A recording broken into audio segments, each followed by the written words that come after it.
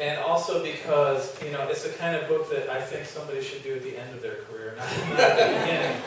And there was a woman actually at the Alta conference who was talking about somebody saying, you know, I think it was like a really great, I mean, knowing, like, I didn't really know any other translators for a long time.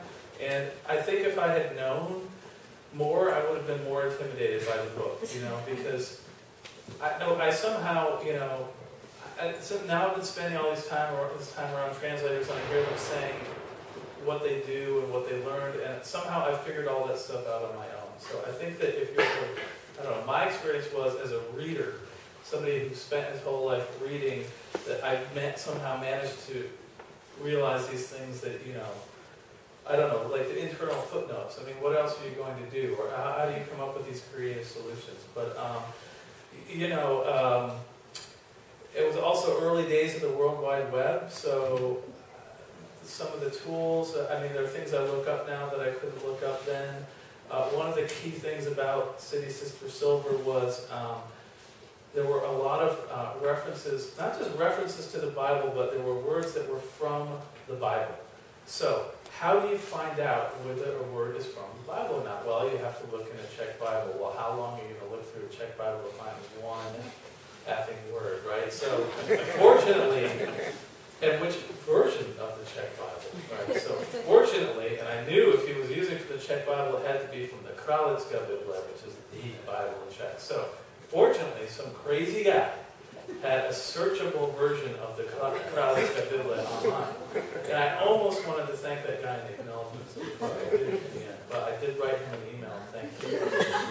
And there was that whole section which I thought was I was surprised more people didn't write about in the reviews, because I thought was maybe the most familiar part of the book for an American audience was the chapter, with a whole chapter called I Had a Dream, which is set in Auschwitz in the concentration camp, and you have this Czech everyman, Josef Novak, who's taking the characters on this tour of the camp and describing all the terrible things that happened there. But he's a very almost Schweikish, I would say. Okay. That was who I thought was Schweik.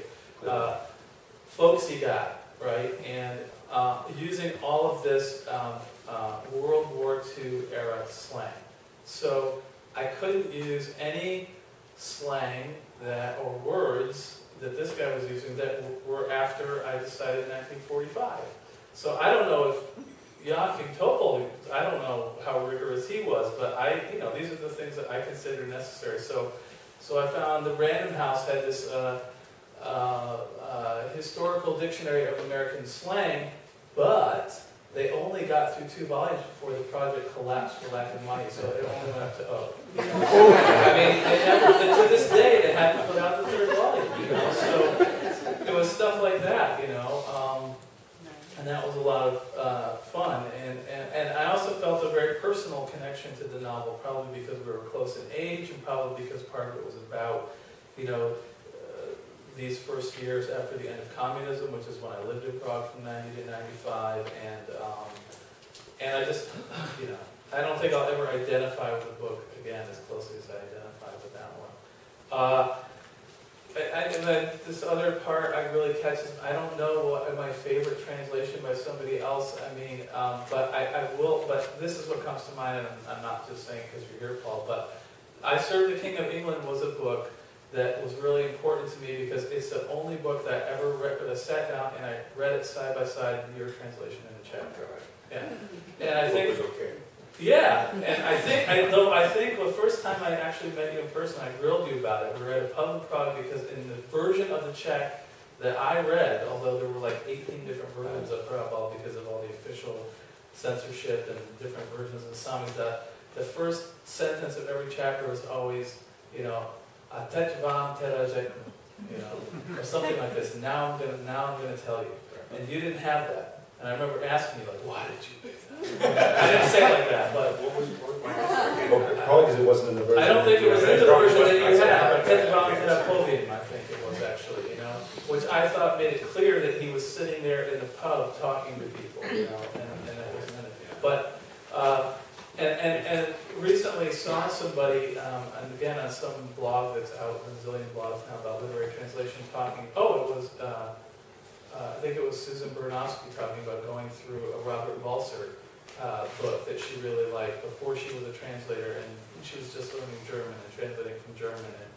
And so I think this maybe is an important experience for a literary translator to have, is to take time to go through a whole book and say, this is what it says in Czech, and this is what this person did, and you learn a lot that way. You know? I'll never do it again, but it was fantastic, you know. So I would say because of the time that I put into it, that would be my favorite. Okay.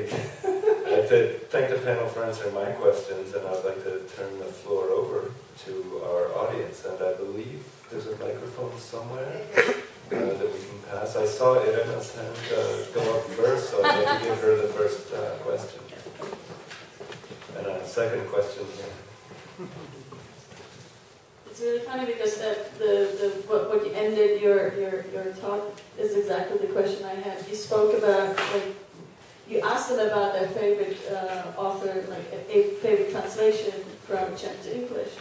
But when I know the original language, I rarely go to read the translation. You know, I read the book in if it's published in English, I read it in English. But if it's published in Czech, I read it in Czech. So how often do you actually read Czech books in English? Yeah. Me? Rarely.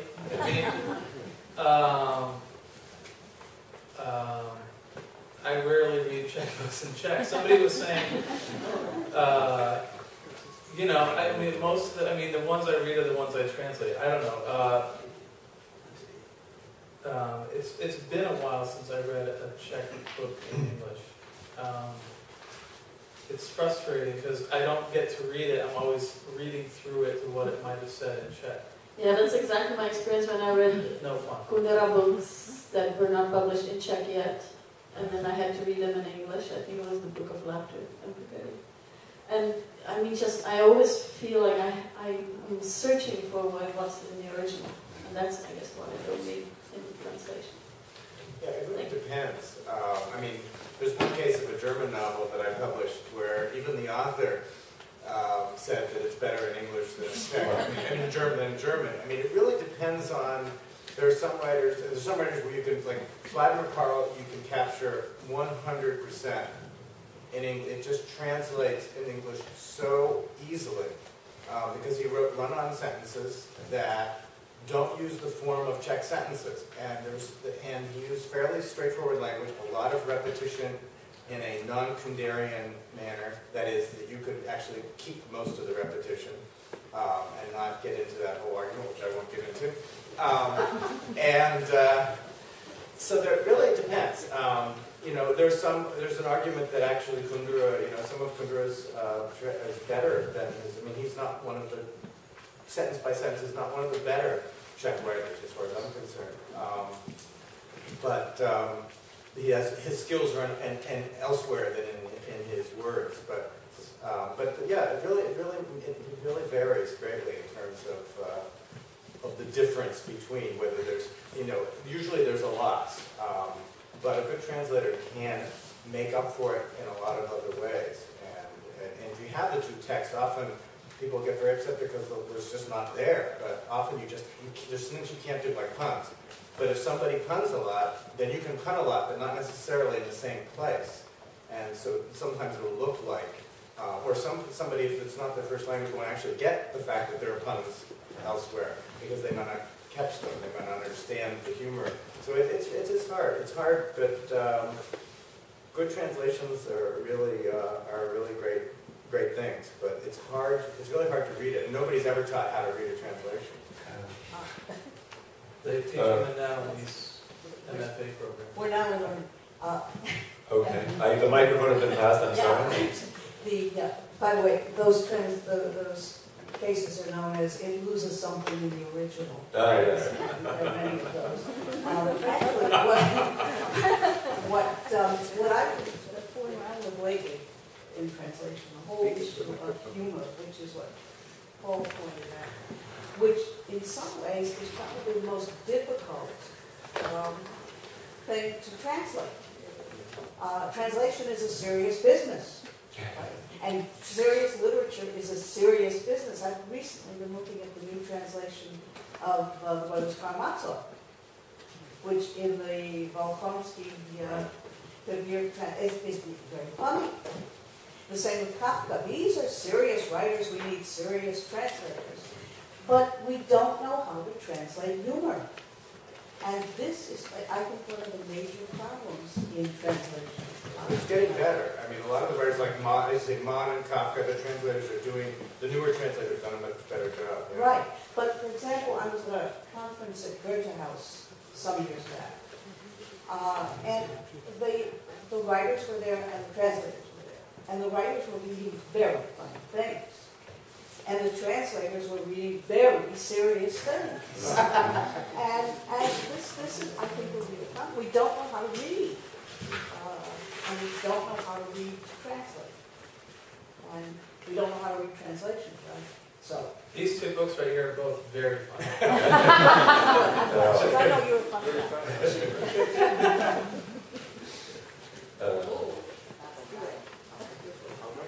Okay, I would just like to start with a little bit of historical anecdote. If this were to be like in the 19th century, when Pulaski and Kolar apocryphally were trapped in a farmhouse in Moravia, and supposedly Pulaski said to Kolar,